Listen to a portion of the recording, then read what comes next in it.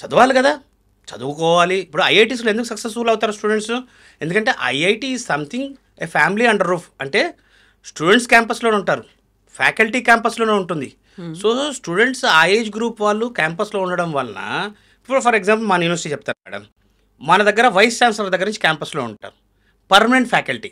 Permanent faculty ఉండడం వల్ల advantage ఏంటి అంటే 80% faculty are PhD holders. Faculty అందరూ క్యాంపస్లో ఉండడము.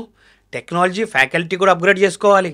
టెక్నాలజీ డెవలప్ అవుతుందంటే టెక్నాలజీ ఫ్యాకల్టీ అప్గ్రేడ్ చేసుకోవాలి, స్టూడెంట్స్కి అప్గ్రేడ్ చేయాలి.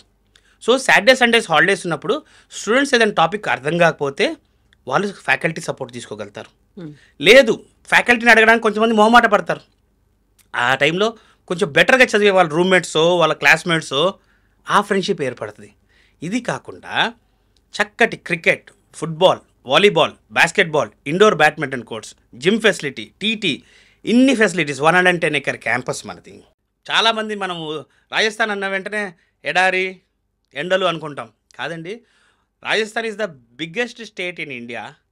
టోటల్గా మన యూనివర్సిటీ వచ్చేసి ఉదయపూర్ వచ్చేసి south part of Rajasthan. South part of Rajasthan ఉండడం, గుజరాత్ అహ్మదాబాద్ దగ్గరగా ఉండడం, climatic conditions are really very good. And మనం 1 year అకాడమిక్ క్యాలెండర్ ముందుగా ఇచ్చేస్తాం. 1 year వెల్ అడ్వాన్స్డ్గా అకాడమిక్ క్యాలెండర్ ఇవ్వడం వలన students will know when are there examination, when are there holidays. So 3.5 months to 4 months before flight tickets book చేసుకోవడం వల్ల flight tickets తక్కువలో ఉన్నాయి. ఎయిర్పోర్ట్ వచ్చేసి మాకు 11 kilometers మాత్రమే.